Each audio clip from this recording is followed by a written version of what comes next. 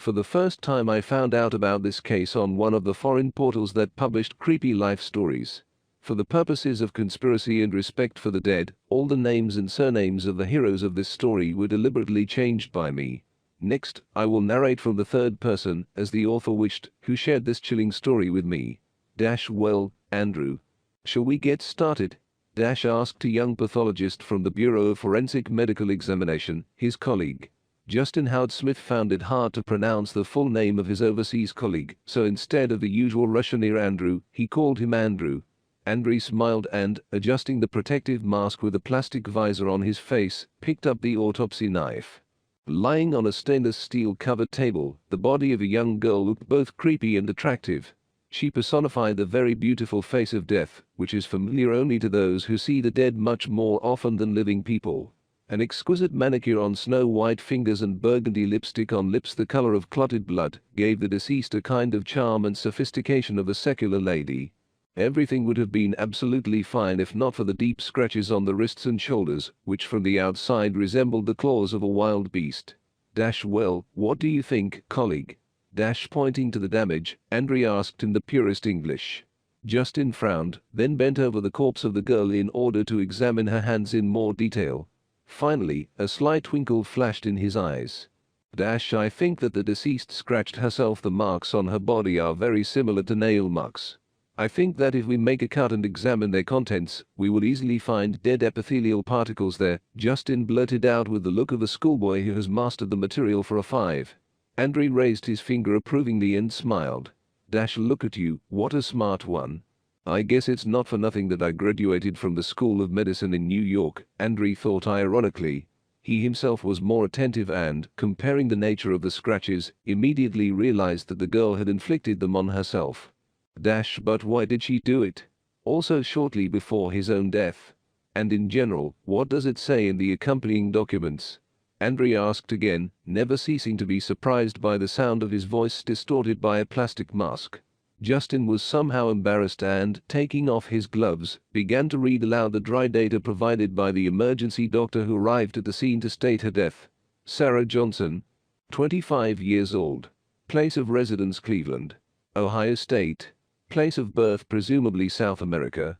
She moved to New York 7 years ago, after which she began performing with a circus troupe of the original genre, giving performances all over the country. The junior assistant pathologist began. What brings her to New York? Isn't that almost 400 miles from here? And what numbers did she perform there? Dancing, I suppose, some kind? Andrew asked with disbelief in his voice. Justin cracked the protective glass on the mask and began to read on.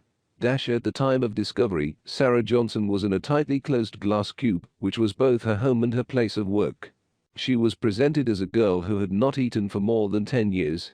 Whether this is true or not is difficult to answer, but when emergency service personnel arrived at the scene, in order to get to the body, they had to break the cube with a sledgehammer. It was made of thick, hot-tempered glass that was connected using massive bolts acting like a screed. Justin continued reading. Wow. A circus act, then. We haven't had this before.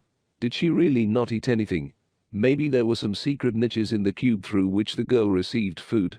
And what if I were a circus bigwig? I would do that. But even if she was actually starving, so maybe she died of exhaustion. Andrew objected. His colleague shook his head in disbelief and, nodding at the dead woman's stomach, said, No, Andrew. It doesn't look like she died of starvation. On the contrary, it seems to me that all this time she did not starve at all and consumed everything she needed in abundance. But how did she get food in a glass cube, in which, apart from tiny holes for ventilation at the very top, there were no other holes? I think we should start examining the contents of this beauty's stomach as soon as possible to find out what was in it at the time of death. Andrew once again adjusted the extremely uncomfortable protective mask on his face and got down to business. His hands in talcum-coated rubber gloves lingered for a moment over the huge scissors that could easily cut off the crocodile's head, after which they opted for a scalpel. At this time, Justin turned on the dictaphone for the mandatory recording of the entire procedure in such cases. After that, he pressed a pedal on the floor with his foot and, in a completely matter-of-fact voice, announced that on January 13, 2023, an autopsy of Sarah Johnson was being performed at the medical examiner's office from the city morgue of New York City. At that moment, Andre suddenly felt a strange feeling that made him shudder and mentally travel back to the past when he was a teenager attending operations conducted by his father in a distant snowy country across the ocean. As a child, the future Andrew, aka Andrei Mistratov, did not even think that one day he would have to move to the USA for permanent residence. And it all started quite ordinary and predictable. Andrei grew up in a family of hereditary medical workers and from an early age knew how to handle a phonendoscope and remembered the names of all medical instruments from memory. In particular, surgical ones, which were perfectly mastered by his father Viktor Yegorovich. His father's talent was so boundless that in a certain period of time his fame spread far beyond the borders of the country. Being at international forums devoted to the development of medicine all over the world, Viktor Igorovich Mistratov has proven himself exclusively from the best side. At some point, at one of the symposiums held in Zurich, representatives of the New York Medical School approached the surgeon and offered him to move to the USA. It was 2010 and there were no problems with leaving the country. Andrei was then in his 14th year and he knew English perfectly well. Viktor Igorovich looked at his overseas colleagues and, for the first time in his life, realized that luck had finally smiled on him at all 32. "I agree," the surgeon replied in a trembling voice. Of course, his wife did not take his decision so unequivocally. But when Anna Sergeyevna found out the amount of salary per year, she began to settle things at home without any questions and prepare for a flight to the USA. A week later, Viktor Yegorovich received an invitation to one of the hospitals in New York, which enjoy a very good reputation in medical circles. It took some time to get a visa and other documents necessary to work abroad. So, for the first time in his life, Andrei and his parents flew across the Atlantic to mysterious New York, which at that time seemed to him the center of the universe. Of course, at first the Mistratov family had a hard time, but thanks to the talent of Viktor Igorovich, the situation has changed for the better. Andrei went to school, where, thanks to his impeccable knowledge of English, he overcame acclimatization almost painlessly. Moreover, the guy got along well with his peers, who did not make problems because of his slight accent and lack of life skills in such a huge metropolis as New York.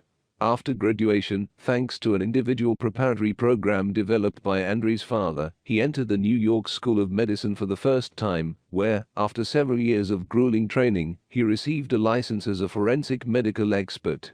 Subsequent work in the pathology bureau. It was difficult to call it easy, and the recommended load of 250 corpses per year for knowledgeable people is not an empty phrase.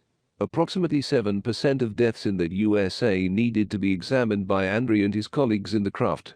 The young expert himself could not say why he chose this particular direction in medicine, because if his father treated the living, then he had to communicate exclusively with the dead.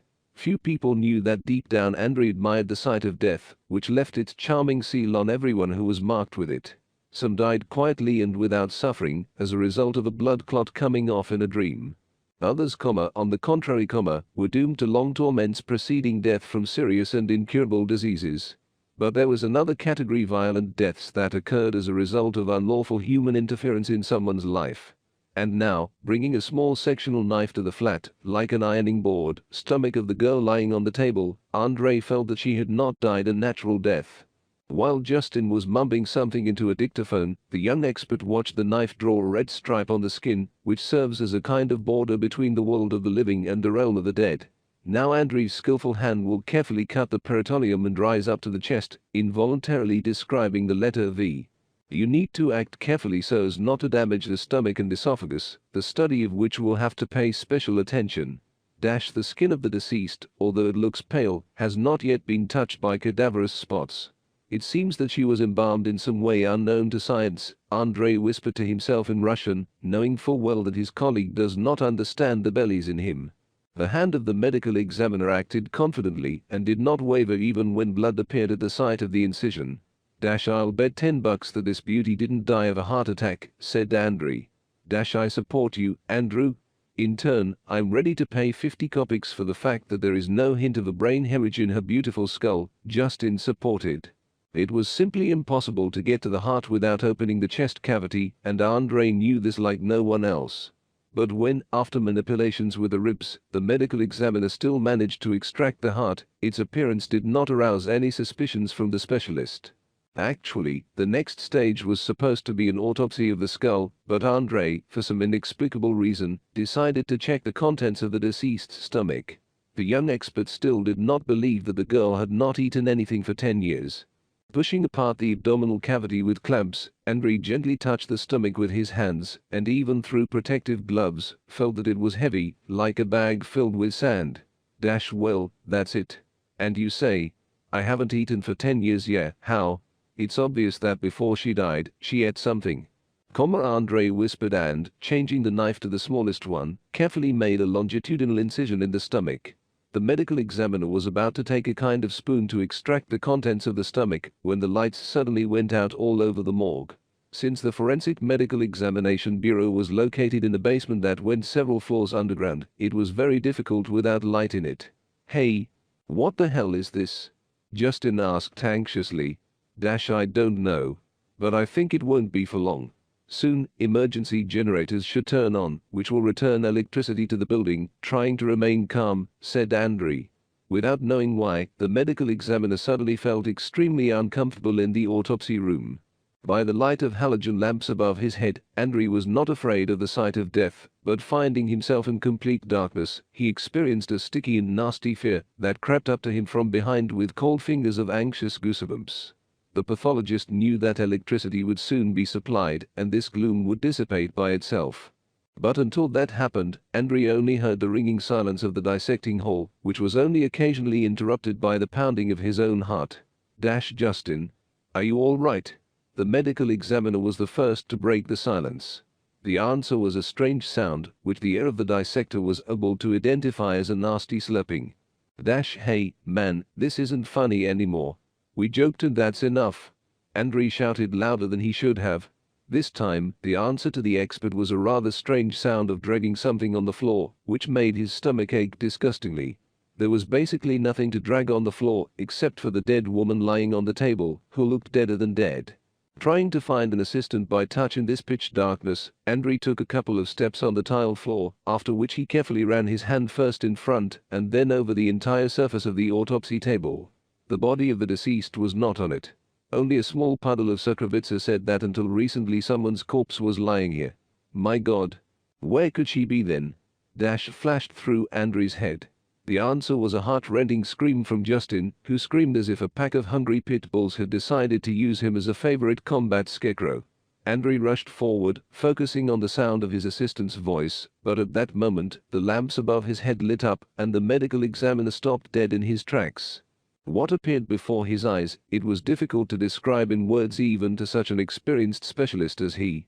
A mixture of horror, disgust and sticky fear wove into a single tangle that captured his consciousness with the strength of an octopus from the Cthulhu. Andre screamed loudly and instinctively backed away, hoping that the horror that appeared before his eyes would disappear by itself.